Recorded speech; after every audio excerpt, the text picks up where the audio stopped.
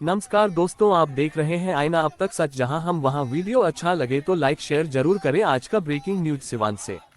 इनकलाबी नौजवान सभा आरवाई ने राष्ट्रनायक शहीद आजम भगत सिंह की जयंती पर अपने देशव्यापी कार्यक्रम के तहत दरौदा, सिवान, मैरवा, जिरादेई, नौतन, पचरुखी और दरौली में युवा संकल्प मार्च निकाला गया।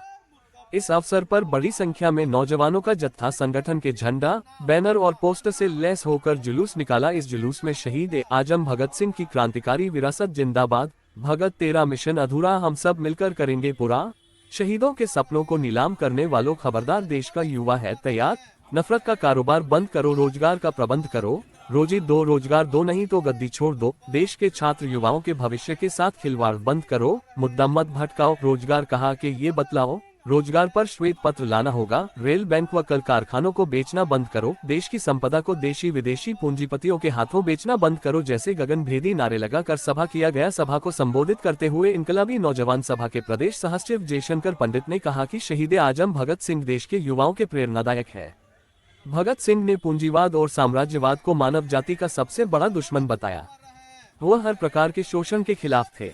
भगत सिंह एक ऐसे राष्ट्र का निर्माण करना चाहते थे जहां मनुष्य द्वारा मनुष्य का शोषण न हो, उत्पादन के साधनों पर कुछ लोगों का अधिकार न हो, लेकिन आज इसके बिल्कुल उलट हो रहा है। मैरवा में सभा को संबोधित करते हुए इनकलाबी नौजवान सभा के जिला अध्यक्ष ने कहा कि भगत सिंह ने समाज को समतामूलक बनाने के लिए लड़ाई लड़ी थी।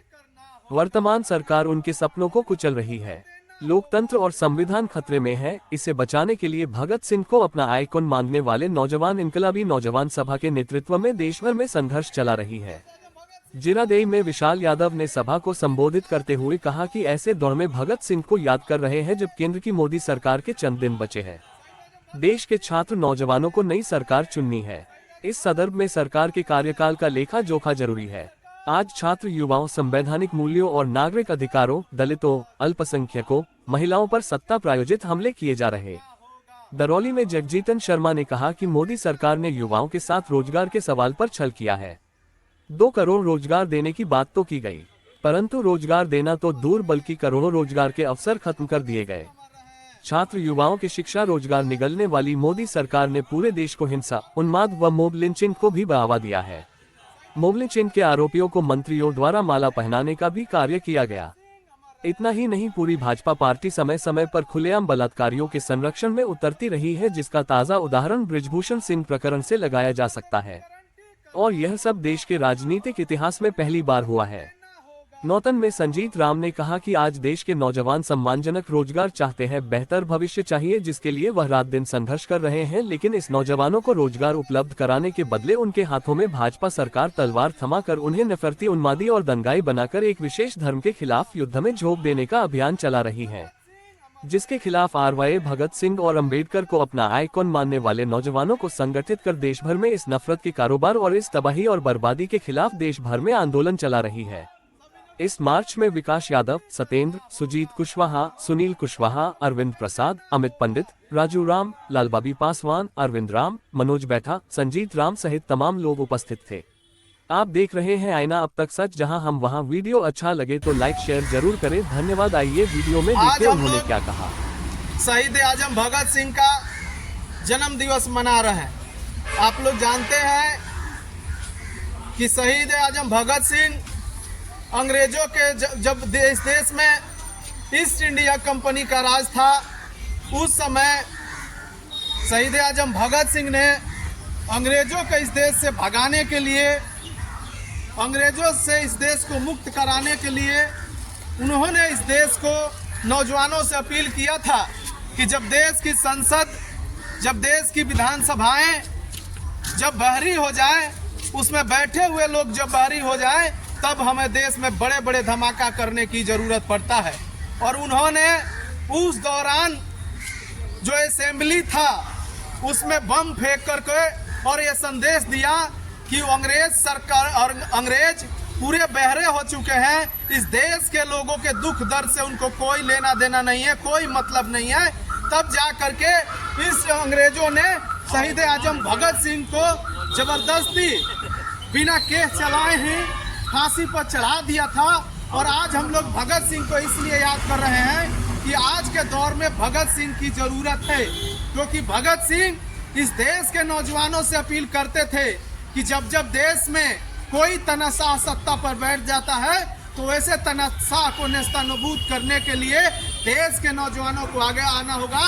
और उन्होंने उसी दौरान इनकलाबी नौजवान सभा का गठन किया और पूरे देश के नौजवानों से अपील किया कि जब जब आपके रोजगार पर संकट आए, जब आपके शिक्षा पर संकट आए, जब आपके जिंदगी के पर संकट आए, तब आपको आगे आकर के और वैसी सरकारों को भी भगत सिंह की तरह, मेरे तरह नेस्तनाबूद करने के लिए आपको आगे आना होगा। आप लोग जान रहे हैं कि अभी देश में मोदी सरकार आई है और वो सरकार जो आप नौजवानों से ये वादा किया था कि हर साल हम 2 करोड़ नौजवानों को रोजगार देंगे, लेकिन आज देश की सरकार, मोदी सरकार जो नौजवान को रोजगार देने के वादा करके सत्ता में आई, लेकिन आज पूरे देश से संपत्ति को मोदी सरकार बेच रही है। इसलिए अगर देश में कोई संपत्ति नहीं रहेगा, देश में कोई सरकारी संसाधन नहीं रहेगा, तो ये सांसद, विधायक और मुख्यमंत्री और प्रधानमंत्री इस देश में रहकर क्या करेंगे?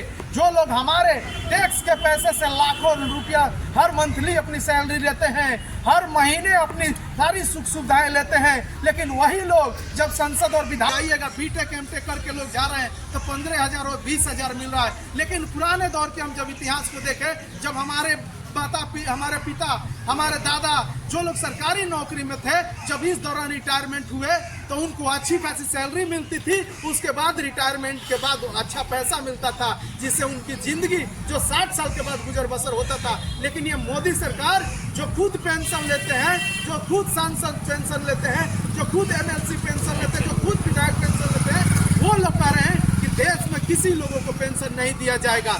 सबसे रोजगार के लिहाज से देखा जाए तो ग्रामीण गरीबों के नौजवानों को अगर रोजगार के मामले देखा जाए तो सबसे आसान रोजगार था कि किसी घर में कोई नौजवान अगर शारीरिक रूप से मजबूत हो, शारीरिक रूप से ठीक हो, तो दौड़कर एयरफोर्स नेवी और आर्मी में चला जाता था। लेकिन ये मोदी सरकार आर्मी के नौकरी को भी 4 साल कर दिया है। इसलिए हम देश के नौजवानों से आज भगत सिंह के आज जयंती पर ही अपील कर रहे हैं कि आपकी जिंदगी अब खतरे में है, आपकी जिंदगी पूरी खतरे में है, इसलिए आपका रोजगार पूरा खतरे में है। और जब आपकी रोजगार पूरा खतरे में है, इससे पूरा खतरे में है, और इसीलिए हम नौजवानों से अपील कर रहे हैं कि भगत सिंह के सपने को पूरा करते हुए, क्योंकि भगत सिंह ने कहा था कि हम ऐसा समाज का निर्माण चाहते हैं, हम इस देश से आज़ादी केवल नहीं चाहते कि भाई गोरे चले जाएं और काले राज करें, हम ऐसे समाज की स्थापना चाहते हैं कि अगर गोरे चले जाएं, काले आए, तो भी हमारे लोग का किसी का कोई शोषण ना करे। लेकिन आज देखा जाए समाज में एक बड़ा आदमी छोटे का शोषण कर रहा है। इसीलिए इन शोषण से मुक्ति के लिए हम भगत सिंह के रास्ते पर चलते हुए आज उनके जयंती मनाते हैं और यह संकल्प ले रहे हैं कि आने वाला दिन में इस मोदी सरकार को सत्ता से उखाड़ फेंकेंगे और देश के सारी संपत्ति को इस देश के बने रहने के लिए हम संघर्ष करें। इसी के साथ अपना बात समाप्त करें। इनकलाब।